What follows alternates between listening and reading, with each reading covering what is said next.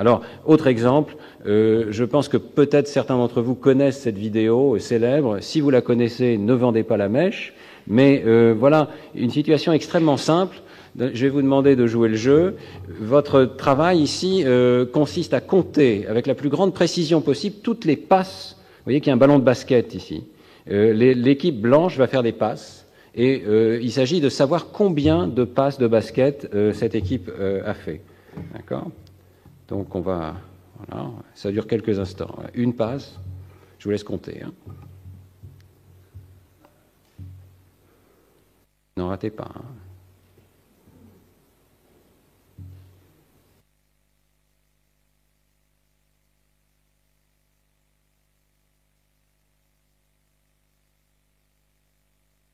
Alors, on arrive à la fin.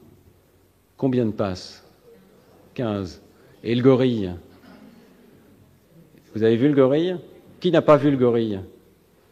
Qui? Vous avez le droit de le dire, hein. Vous n'avez pas vu de gorille?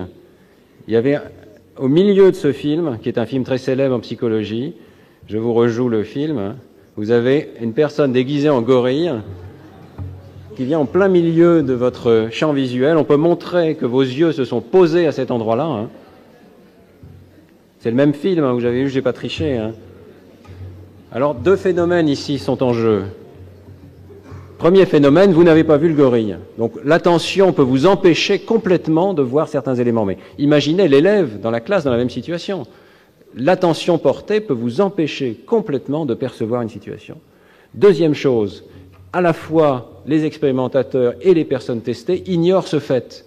Et donc les personnes sont prêtes à jurer, comme je crois c'était le cas pour certains d'entre vous, qu'il n'y avait pas de gorille. Et que s'il y avait eu un gorille, vous l'aurez vu, n'est-ce pas ? Donc, nous ignorons l'étendue de la non-conscience du traitement de l'information dans notre cerveau. Notre conscience est très limitée. Et l'attention introduit des limites vraiment très importantes. Nous ne pouvons pas réaliser deux tâches simultanément à certains niveaux. Lorsque nous sommes engagés dans une tâche donnée, les stimuli non pertinents peuvent devenir littéralement invisibles. Et même s'ils sont visibles, leur traitement va être massivement différé. Les modèles psychologiques introduisent cette notion d'un goulot d'étranglement central. Et si on est en train de traiter une première cible pour l'envoyer vers une première réponse, une deuxième ne peut pas passer. Donc, je pense qu'il y a des conséquences importantes de ce fait pour l'éducation, de ces limites de l'attention. On en reparlera tout à l'heure avec Patrick Lemaire. Mais je pense que peut-être le plus grand talent d'un enseignant consiste à canaliser, captiver à chaque instant l'attention de l'enfant vers le bon niveau.